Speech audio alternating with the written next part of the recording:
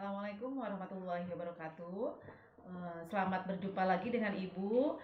Mari kita belajar lagi, yaitu di mata pelajaran matematika peminatan. Oke, anak-anak, bagaimana kabarnya hari ini? Masih sehat kan? Mudah-mudahan semuanya selalu dalam keadaan sehat walafiat. Ya, sekarang kita masuk ke pertemuan kedua ya.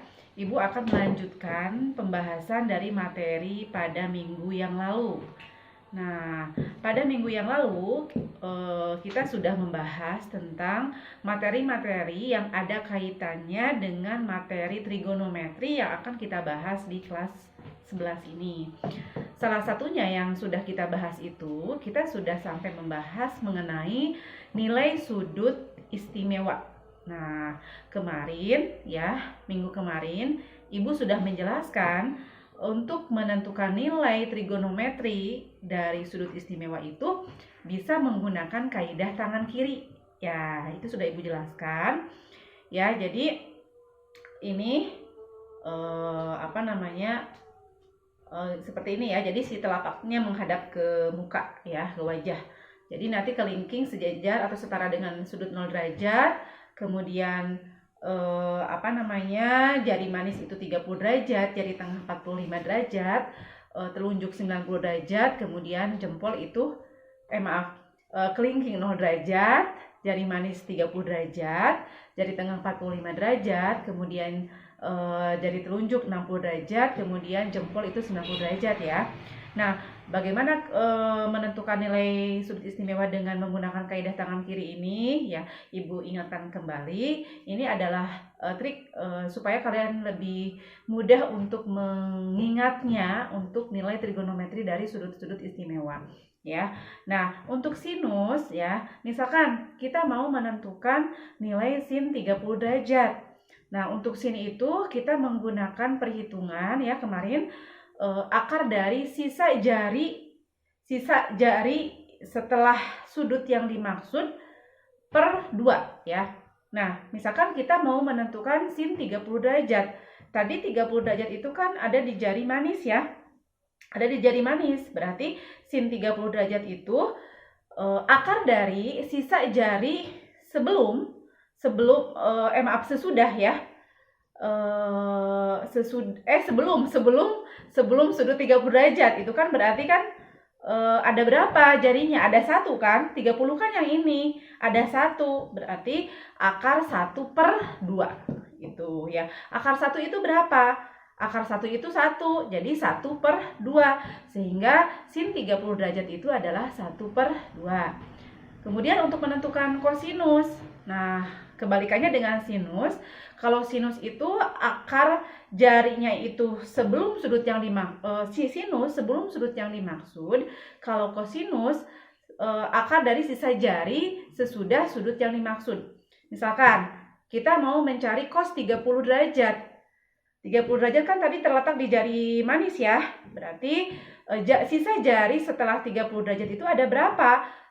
1, 2, 3. Ada 3 ya. Berarti cos 30 derajat itu akar 3 per 2 itu ya. Nah, supaya lebih mudah dan lebih jelas lagi untuk sudut istimewa yang lainnya, coba apakah kalian sudah mencobanya di rumah? Ketika minggu kemarin itu kan Ibu baru sampai menjelaskan contoh untuk sin 30 derajat, sin 45 derajat, belum semuanya ya. Karena sudut istimewa itu kan ada 0 derajat, 30 derajat, 45 derajat, 60 derajat, dan 90 derajat. Apakah sudah mencoba di rumah? Oh, ada yang sudah, ada yang belum. Yang sudah mencoba, Ibu ucapkan terima kasih ya. Kalian sudah dengan inisiatif sendiri ingin bisa jadi melakukan sendiri ya. Nah, kalau yang belum silakan kalian coba sekarang ya. Baik, kita sama-sama ya. Ya, baik, kita sama-sama ya. Kita cari nilai sudut istimewa. Yang sudah mencoba di rumah, coba kita samakan ya. Yang belum, coba pahami, kemudian lihat baik-baik, dengarkan ya apa yang Ibu jelaskan. Nah, tadi yang sudah Ibu contohkan itu untuk sin 30 derajat ya. Sin 30 derajat. Tadi untuk sin itu akar dari sisa jari Nah, di sini Ibu disebutnya ini kalau jari sebelum sudut yang dimaksud berarti yang di bawah ya, yang di bawah. Nah, yang di bawah berarti yang kanan ya, Ibu sebutnya kanan. Boleh kalian menyebutnya sisa jari yang di kanan ataupun yang di bawah sama saja. Kalau kalian lebih mudahnya, oh sisa jari yang di bawah dari sudut yang dimaksud. Boleh ya. Untuk kosinus berarti ini kiri, berarti ini atas ya gitu. Nah, ini kan jari kiri kan, ini 0 derajat, ini 30 derajat, ini 45 derajat, ini 60 derajat, ini 90 derajat. Nah, tadi kita mau mencari sin 30 derajat tuh di sini. Ya, berarti sin 30 derajat itu akar sisa jari yang di bawah 30 itu ada berapa jumlah jarinya? Ada 1.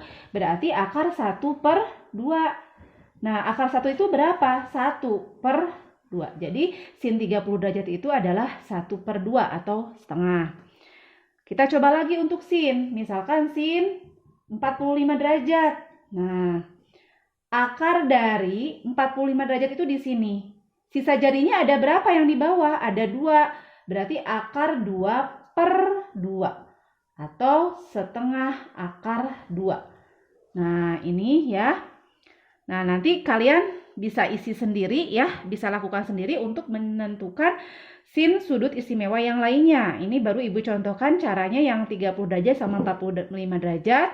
Tapi di sini di tabel ini sudah Ibu isi ya. Untuk 0 derajat, 30, 45, 60, 90 ya. Coba kalian cocokkan dengan jawaban Ibu ini. Nah, selanjutnya untuk kosinus. Misalkan kita mau menentukan cos 0 derajat. Nah, cos 0 derajat itu 0 derajat kan di sini.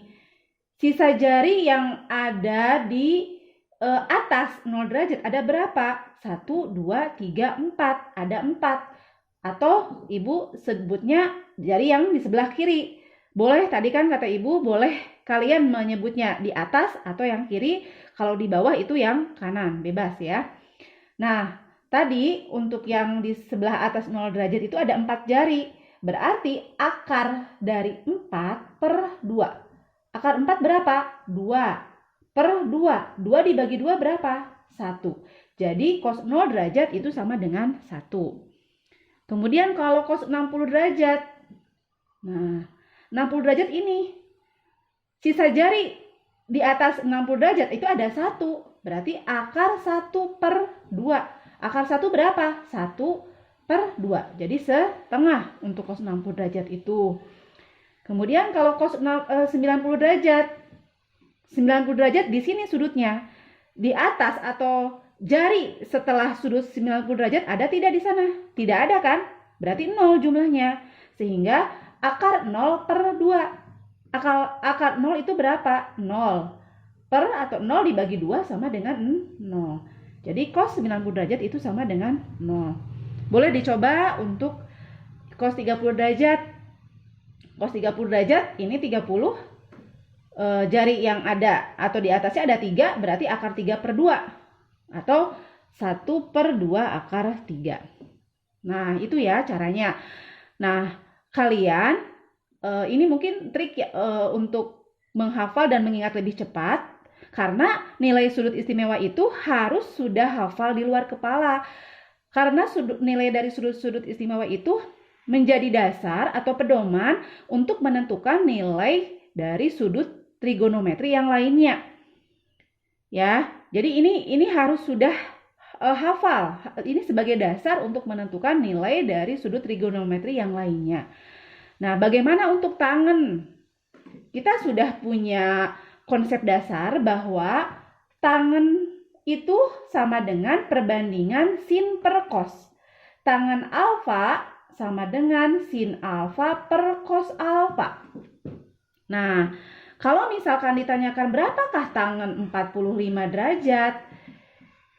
Ya, tangen 45 derajat tinggal ketika kita sudah tahu bahwa sin 45-nya adalah setengah akar 2, cos 45 derajatnya setengah akar 2, ya tinggal setengah akar 2 dibagi setengah akar 2 berapa? 1 kan? Jadi tangan 45 derajat itu adalah 1. Bisa dicoba untuk tangan yang lainnya ya. Kemudian ini kosekan apa? Kosek itu kebalikan dari sin, ya. Kosek itu kebalikan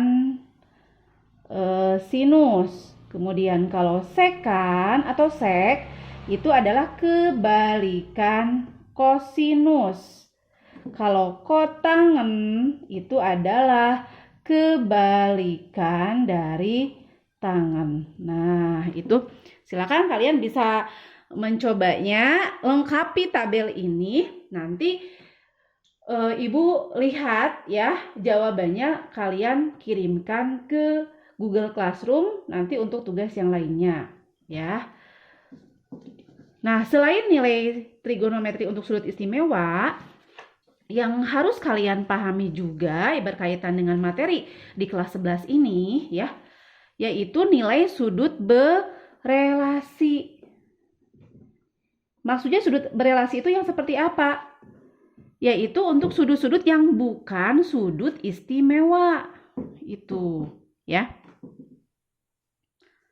Nah, kalau Ibu gambarkan dulu ya. Ini ada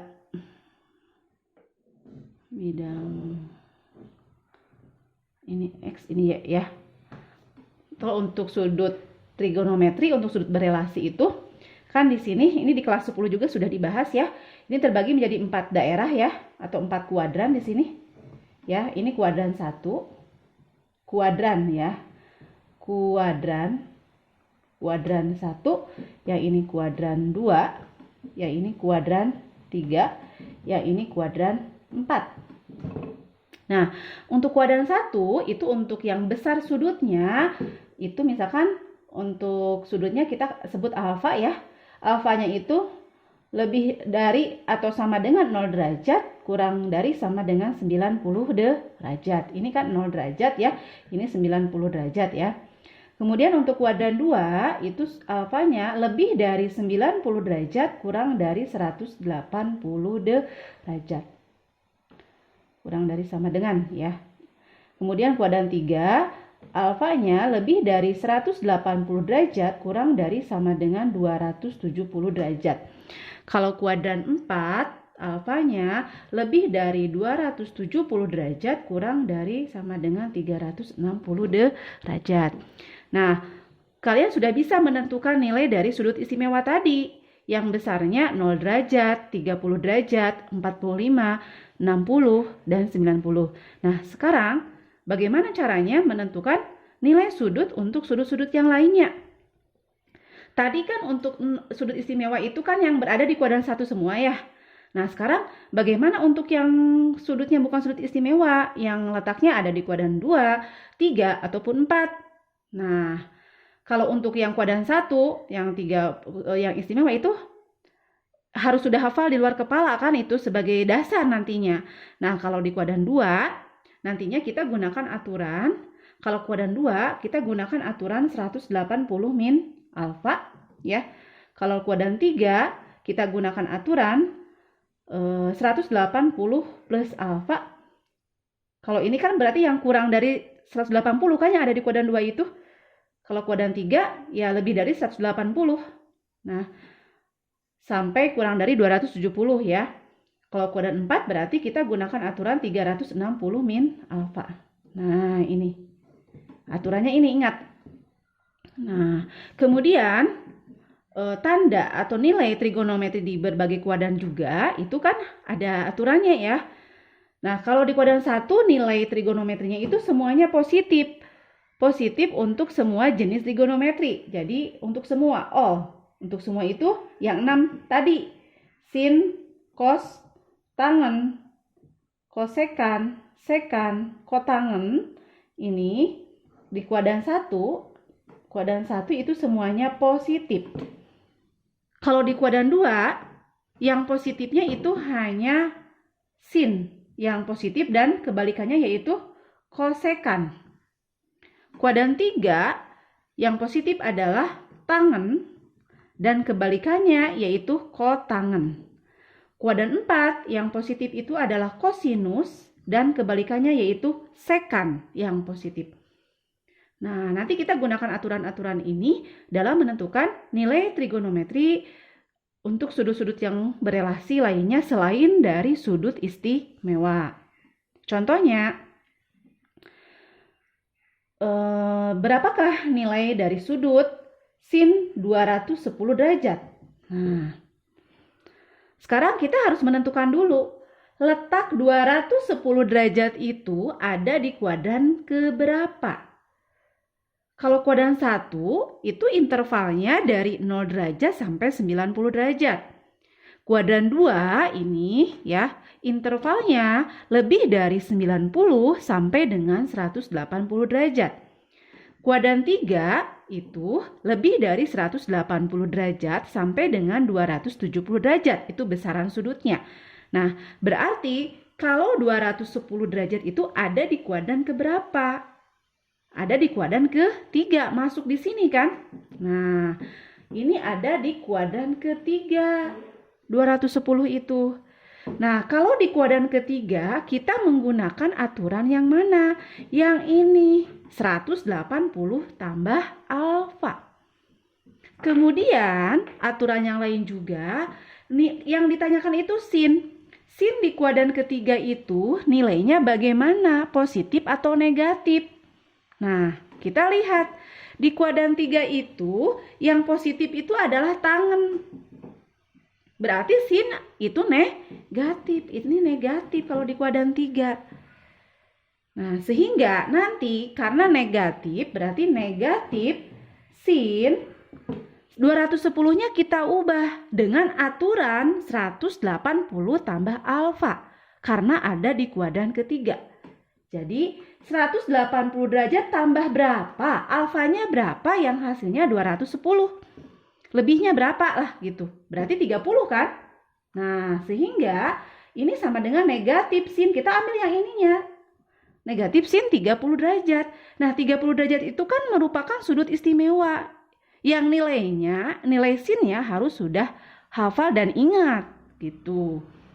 Berapa tadi sin 30 derajat? Sin 30 derajat itu adalah setengah. Ya, nih ini setengah. Nah, berarti sin 210 derajat itu sama dengan negatif, ininya setengah. Jadi negatif setengah. Itu mencari sudut yang berelasi. Ya.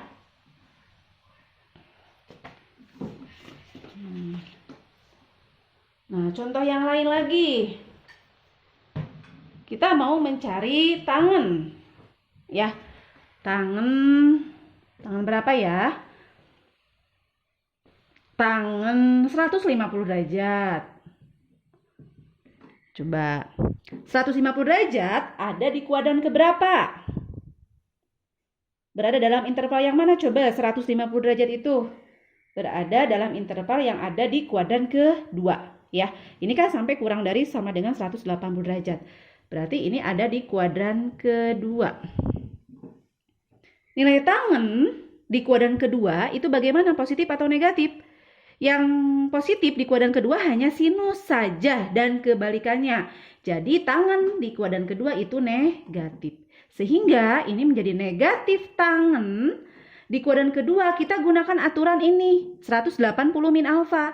180 kurangnya berapa? Ya. Untuk hasilnya menjadi 150, berarti 30 derajat. Ya, jadi sama dengan min tangen kita ambil 30-nya, min tangen 30 derajat. Tangen 30 derajat itu dari sudut istimewa tadi nilainya adalah negatif, ini tangen 30-nya adalah 1/3 akar 3. Jadi nilai tangen 150 derajat itu sama dengan negatif 1/3 akar 3. Itu caranya. Bisa dipahami sampai sini? Silakan kalian renungi lagi ya apa yang Ibu bahas barusan.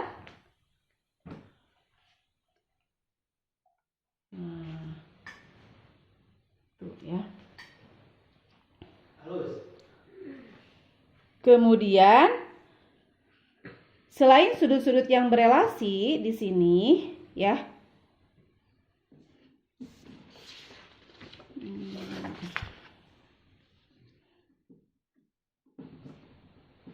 Ini kuadran.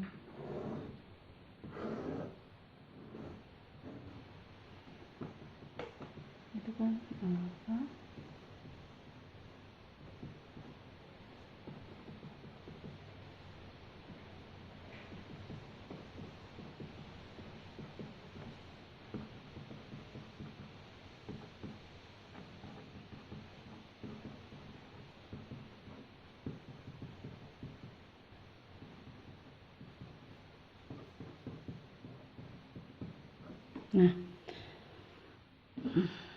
Nah, selain itu ini ada ada kaitannya lagi ya untuk sudut-sudut yang berelasi tadi. Di kuadran 1 itu kalau kita lihat dari sudut istimewa kan nggak masalah ya, semuanya positif. Kemudian kalau sudut ditanyakannya sin alfa, sin 30, alfanya kan 30 ada di kuadran 1 ya, tetap ya sin 30. Seperti tadi kan kalau ditanyakan tadi sin 210 derajat, kan 210 derajatnya jadi 30 derajat ya. Karena di kuadran kedua kita menggunakan aturan 180 min alfa dan trigonometrinya tetap sin ya. Nah, sekarang kalau untuk kuadran 1 itu kan mulai dari 0 sampai 90 derajat. Jadi tidak lebih dari 90. Jadi kita bisa ubah bentuknya. Untuk kuadran 1 selain alfa derajat ini bisa kita ubah bentuknya menjadi 90 min alfa. Tapi nanti jenis trigonometrinya akan berubah ya. Kalau misalkan ditanyakannya sin alfa derajat, alfanya 30 derajat, ya tetap ininya sin alfa, sin 30 derajat. Kalau cos alfa, ya tetap cos alfa. Kalau tangen alfa, tetap tangen alfa. Kalau untuk kosekan alfa, berarti tetap kosekan alfa. Kalau untuk sekan alfa, tetap berarti sekan alfa. Nah, sekarang ada perubahan bentuk di kuadran 1. Selain alfa saja, ini bisa bentuknya 90 min alfa. Nah, kalau sin 90 min alfa, ya, berarti nanti ini akan menjadi alfa, tapi jenis trigonometrinya itu berubah. Kalau sin jadi cos. Cos apa? Cos alfa. Kalian bisa buka kembali bukunya, ya, di kelas 10 itu sudah dibahas, ya. Nah, kalau cos 90 min alfa, berarti ini jadi alfa tapi cosnya jadi sin. Jadi kalau kita pakai bentuk yang kedua di kuadran 1, trigonometrinya itu berubah. Yang awalnya sin jadi cos, yang awalnya cos jadi sin. Dan nilainya tetap positif. Karena di kuadran 1 tadi semua positif. Semua jenis trigonometri itu positif. Kalau untuk tangen 90 min alfa itu berubah jadi kotangen alfa. Kalau untuk kosekan 90 min alfa itu berubah jadi sekan alfa. Kalau untuk sekan alfa berubah jadi kosekan alfa. Satu lagi kotangan ya, ininya kotangan terlewat. Kotangan 90 min alfa berarti ini jadi kotangen alfa itu ya. Nah, di kuadran kedua, ketiga, dan keempat pun sama. Tadi kalau yang tidak berubah trigonometrinya seperti tadi, itu kita menggunakan aturan 180 min alfa ya, itu yang tidak berubah trigonometrinya. Yang awalnya sin 180 min alfa ini tetap menjadi sin alfa. Kalau cos 180 min alfa ini menjadi tetap cos alfa, tapi karena cos di kuadran 2 itu kan negatif ya, sehingga di sini negatif cos.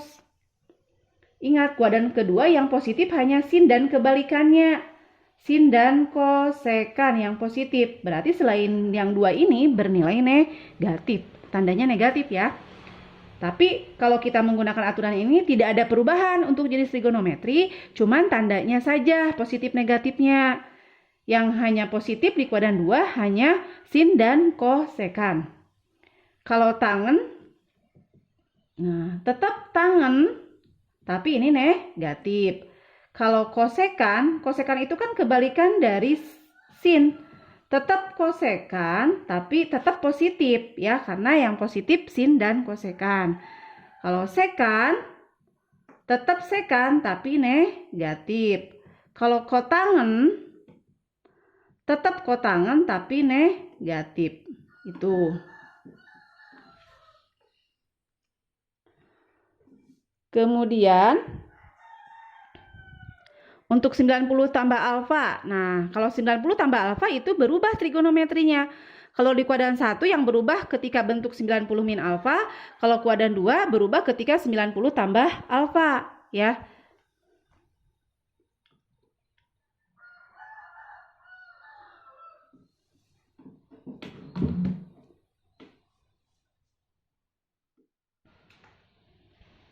Nah,